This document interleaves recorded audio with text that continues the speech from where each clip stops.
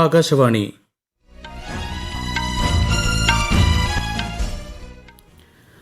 നമസ്കാരം. വാർത്തകൾ വായിക്കുന്നത് അക്ഷയ് ഷാജി.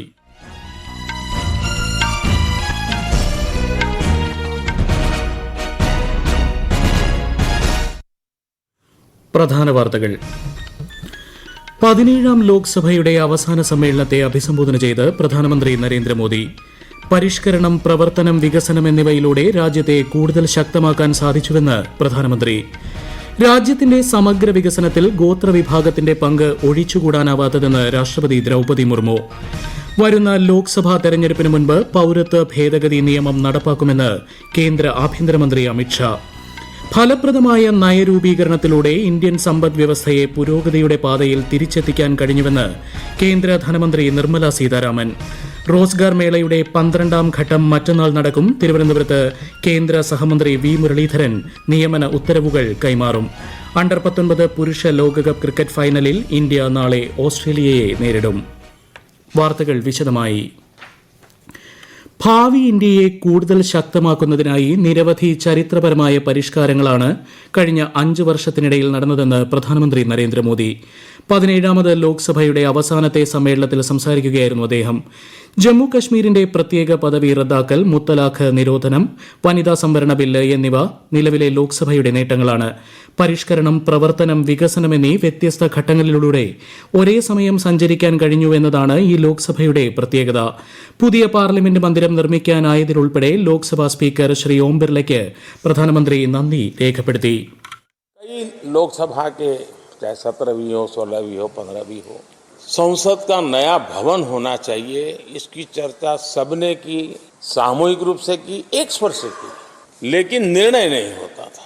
ये आपका नेतृत्व है जिसने निर्णय किया, चीजों को आगे बढ़ाया, सरकार के साथ अनेक मीटिंगें की और उसी का परिणाम है कि आज देश को ये नया संसद भवन प्राप्त हुआ है.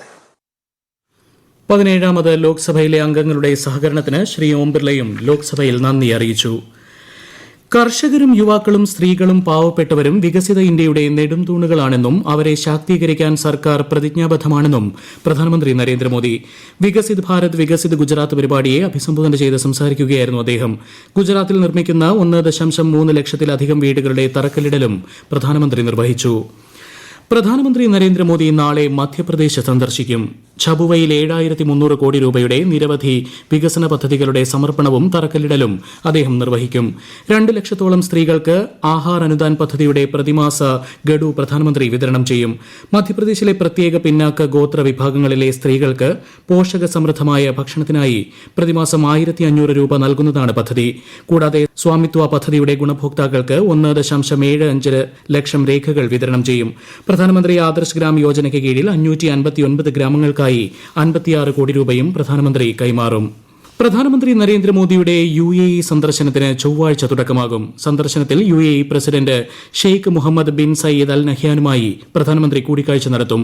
ഇരു രാജ്യങ്ങളും തമ്മിലുള്ള സഹകരണം മെച്ചപ്പെടുത്തൽ, വിവിധ പ്രാദേശിക അന്താരാഷ്ട്ര വിഷയങ്ങൾ എന്നിവ കൂടിക്കാഴ്ചയിൽ ചർച്ചയാകും. ദുബായിൽ നടക്കുന്ന വേൾഡ് ഗ്ലോബൽ സമ്മിറ്റ് 2024 പങ്കെടുക്കുന്ന ശ്രീ മോദി അബുദാബിയിൽ ആദ്യമായി നിർമ്മിക്കുന്ന ഹിന്ദു ക്ഷേത്രം ഉദ്ഘാടനം ചെയ്യും. അബുദാബിയിലെ ഇന്ത്യൻ സമൂഹത്തെയും ശ്രീ മോദി അഭിസംബോധന ചെയ്യും. രാജ്യത്തിന്റെ സമഗ്ര വികസനത്തിൽ ഗോത്രവിഭാഗത്തിന്റെ പങ്ക് ഒഴിച്ചുകൂടാനാവാത്തതെന്ന് രാഷ്ട്രപതി ദ്രൌപദി മുർമു.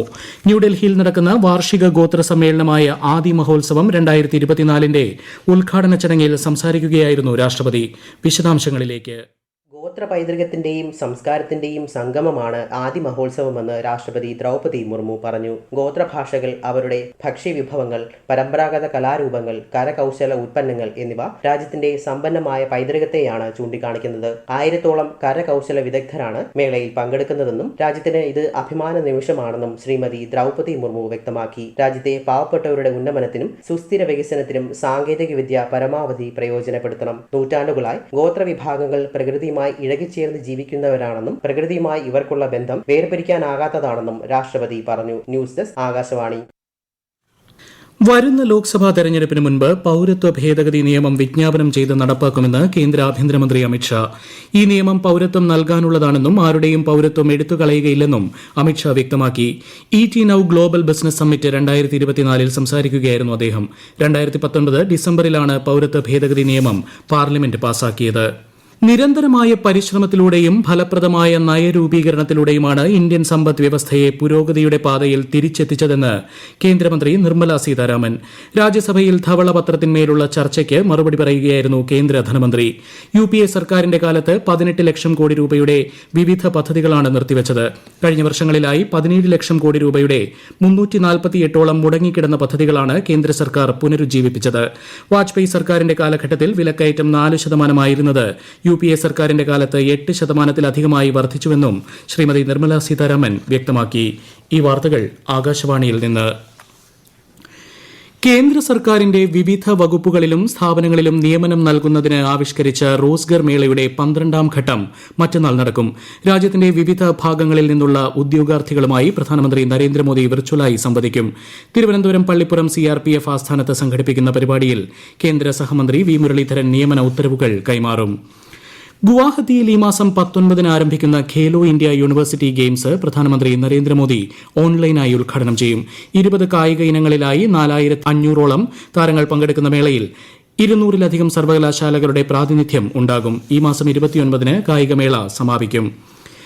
ദക്ഷിണാഫ്രിക്കയിൽ നടക്കുന്ന അണ്ടർ-19 പുരുഷ ലോകകപ്പ് ക്രിക്കറ്റ് ഫൈനലിൽ ഇന്ത്യ നാളെ ഓസ്ട്രേലിയയെ നേരിടും. ടൂർണമെന്റിൽ തുടർച്ചയായ വിജയങ്ങളുമായാണ് ഇരു ടീമുകളും ഫൈനലിൽ എത്തിയത്. സെമി ഫൈനലിൽ ഇന്ത്യ ദക്ഷിണാഫ്രിക്കയെയും ഓസ്ട്രേലിയ പാകിസ്ഥാനെയും പരാജയപ്പെടുത്തിയിരുന്നു. ISL ഫുട്ബോളിൽ ഇന്ന് നടന്ന ആദ്യ മത്സരത്തിൽ ഈസ്റ്റ് ബംഗാളിനെ 2-3 ഗോളുകൾക്ക് നോർത്ത് ഈസ്റ്റ് യുണൈറ്റഡ് പരാജയപ്പെടുത്തി. ഗുവാഹത്തിയിലായിരുന്നു മത്സരം. ഇന്ന് കൊൽക്കത്തയിൽ നടക്കുന്ന രണ്ടാം മത്സരത്തിൽ മോഹൻ ബഗാൻ ഹൈദരാബാദ് പോരാട്ടം. അയോധ്യ രാമക്ഷേത്ര നിർമ്മാണവും പ്രാണപ്രതിഷ്ഠയും രാജ്യസഭയും ലോക്സഭയും ഇന്ന് ചർച്ച ചെയ്തു. കേന്ദ്ര സർക്കാരിന്റെ പരിശ്രമത്തിന്റെ ഫലമാണ് രാമക്ഷേത്രമെന്നും ഇത് ചരിത്ര സംഭവമാണെന്നും BJP MP സുധാൻഷു ത്രിവേദി രാജ്യസഭയിൽ വ്യക്തമാക്കി. 4 കോടിയിലധികം പാർപ്പിടങ്ങൾ, 54 കോടിയിലധികം ജൻധൻ അക്കൌണ്ടുകൾ എന്നിവ കേന്ദ്ര സർക്കാരിന്റെ നേട്ടങ്ങളാണ്. അടിസ്ഥാന സൌകര്യ വികസനത്തിന്റെ ഭാഗമായി വിമാനത്താവളങ്ങൾ, റോഡുകൾ, പാലങ്ങൾ എന്നിവ നിർമ്മിക്കാനായി. എന്നാൽ സുപ്രീംകോടതി വിധിയുടെ പശ്ചാത്തലത്തിലാണ് രാമക്ഷേത്ര നിർമ്മാണം നടത്തിയതെന്നും നിർമ്മാണം പൂർത്തീകരിക്കുന്നതിന് മുൻപായി പ്രാണപ്രതിഷ്ഠ നടത്തിയതിൽ മറ്റു ലക്ഷ്യങ്ങളാണുള്ളതെന്നും കോൺഗ്രസ് MP പ്രമോദ് തിവാരി രാജ്യസഭയിൽ ചൂണ്ടിക്കാട്ടി. അതേസമയം അയോധ്യ രാമക്ഷേത്ര നിർമ്മാണവും പ്രാണപ്രതിഷ്ഠയും രാജ്യത്തിന്റെ ചരിത്ര നേട്ടമാണെന്ന് അംഗീകരിച്ചുകൊണ്ട് ലോക്സഭ പ്രമേയം പാസാക്കി. കേരളത്തിലെ വയനാട് മാനന്തവാടിയിൽ ഒരാളുടെ ജീവനെടുത്ത കാട്ടാനയെ മയക്കുവെടിവയ്ക്കാൻ ഉത്തരവിട്ടു. മരിച്ച അജീഷിന്റെ കുടുംബത്തിന് 10 ലക്ഷം രൂപ സഹായധനം നൽകാനും ഭാര്യയ്ക്ക് വനം വകുപ്പിൽ ജോലി നൽകാനും കളക്ട്രേറ്റിൽ ചേർന്ന സർവകക്ഷി യോഗത്തിൽ തീരുമാനമായി. കേരളത്തിൽ ഹാർബർ എഞ്ചിനീയറിംഗ് വകുപ്പ് നിർമ്മിച്ച 44 തീരദേശ റോഡുകളുടെ ഉദ്ഘാടനം മന്ത്രി സജി ചെറിയാൻ നിർവഹിച്ചു. 23.12 കോടി രൂപ ചെലവിട്ടാണ് റോഡുകളുടെ നിർമ്മാണം. സംസ്ഥാനത്ത് തീരദേശ ഹൈവേ പൂർത്തിയാവുന്നതോടെ തീരത്തിന്റെ സമഗ്രമായ വികസനം യാഥാർത്ഥ്യമാകുമെന്ന് മന്ത്രി പറഞ്ഞു. പാകിസ്ഥാന്റെ പൊതു തെരഞ്ഞെടുപ്പിൽ ഇമ്രാൻഖാന്റെ പിന്തുണയുള്ള സ്വതന്ത്ര സ്ഥാനാർത്ഥികൾ പാർലമെന്റിൽ ഏറ്റവും കൂടുതൽ സീറ്റ് നേടി. നവാസ് ഷെരീഫിന്റെ നേതൃത്വത്തിലുള്ള PML-N പാർട്ടി 71 സീറ്റുകൾ നേടിയപ്പോൾ ബിലാവൽ ഭൂട്ടോ സർദാരിയുടെ പാകിസ്ഥാൻ പീപ്പിൾസ് പാർട്ടി 53 സീറ്റുകൾ നേടി. ശേഷിക്കുന്ന സീറ്റുകളിൽ ചെറുപാർട്ടികളും മറ്റ് സ്വതന്ത്രരും ജയിച്ചു. 1 ഡസനിലധികം സീറ്റുകളുടെ ഫലം ഇനിയും ബാക്കിയുണ്ട്. മുൻ പ്രധാനമന്ത്രിമാരായ നവാസ് ഷെരീഫിന്റെ പാർട്ടിയും ഇമ്രാൻഖാന്റെ പിന്തുണയുള്ള സ്ഥാനാർത്ഥികളും തമ്മിലായിരുന്നു പ്രധാന മത്സരം. ഇരു നേതാക്കളും വിജയം അവകാശപ്പെട്ടിട്ടുണ്ട്. ഉത്തർപ്രദേശിൽ റെയിൽവേ സുരക്ഷാ സേനയുടെ നേതൃത്വത്തിൽ നടക്കുന്ന 67ാമത് ഓൾ ഇന്ത്യ പോലീസ് ഡ്യൂട്ടി മീറ്റിൽ കേന്ദ്രമന്ത്രി അശ്വിനി വൈഷ്ണവ് മുഖ്യാതിഥിയാകും. ആഭ്യന്തര സുരക്ഷ മെച്ചപ്പെടുത്തുന്നതിന്റെ ഭാഗമായി പോലീസുകാർക്കിടയിൽ സഹകരണം വർദ്ധിപ്പിക്കുക, കുറ്റകൃത്യങ്ങൾ ശാസ്ത്രീയമായി അന്വേഷിക്കുക എന്നിവയാണ് സമ്മേളനത്തിന്റെ ലക്ഷ്യം. 5 ദിവസം നീണ്ടു നിൽക്കുന്ന സമ്മേളനം ഈ മാസം 12-ന് ആരംഭിക്കും. ലോക പുസ്തകമേളയ്ക്ക് ഇന്ന് ന്യൂഡൽഹിയിൽ തുടക്കമായി. കേന്ദ്രമന്ത്രി ധർമ്മേന്ദ്ര പ്രധാൻ ഉദ്ഘാടനം നിർവഹിച്ചു.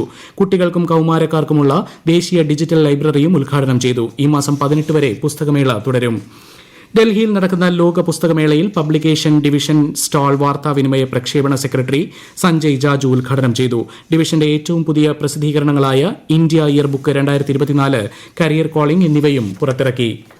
പ്രധാന വാർത്തകൾ വീണ്ടും. 17ാം ലോക്സഭയുടെ അവസാന സമ്മേളനത്തെ അഭിസംബോധന ചെയ്ത് പ്രധാനമന്ത്രി നരേന്ദ്രമോദി പരിഷ്കരണം, പ്രവർത്തനം, വികസനം എന്നിവയിലൂടെ രാജ്യത്തെ കൂടുതൽ ശക്തമാക്കാൻ സാധിച്ചുവെന്ന് പ്രധാനമന്ത്രി. രാജ്യത്തിന്റെ സമഗ്ര വികസനത്തിൽ ഗോത്രവിഭാഗത്തിന്റെ പങ്ക് ഒഴിച്ചുകൂടാനാവാത്തതെന്ന് രാഷ്ട്രപതി ദ്രൌപദി മുർമു. വരുന്ന ലോക്സഭാ തെരഞ്ഞെടുപ്പിന് മുൻപ് പൌരത്വ ഭേദഗതി നിയമം നടപ്പാക്കുമെന്ന് കേന്ദ്ര ആഭ്യന്തരമന്ത്രി അമിത്ഷാ. ഫലപ്രദമായ നയരൂപീകരണത്തിലൂടെ ഇന്ത്യൻ സമ്പദ് വ്യവസ്ഥയെ പുരോഗതിയുടെ പാതയിൽ തിരിച്ചെത്തിക്കാൻ കഴിഞ്ഞുവെന്ന് കേന്ദ്ര ധനമന്ത്രി നിർമ്മല സീതാരാമൻ. റോസ്ഗാർ മേളയുടെ 12ാം ഘട്ടം മറ്റന്നാൾ നടക്കും. തിരുവനന്തപുരത്ത് കേന്ദ്ര സഹമന്ത്രി വി മുരളീധരൻ നിയമന ഉത്തരവുകൾ കൈമാറും. അണ്ടർ 19 പുരുഷ ലോകകപ്പ് ക്രിക്കറ്റ് ഫൈനലിൽ ഇന്ത്യ നാളെ ഓസ്ട്രേലിയയെ നേരിടും. വാർത്തകൾ കഴിഞ്ഞു. അടുത്ത വാർത്താ പ്രക്ഷേപണം രാത്രി 8:35.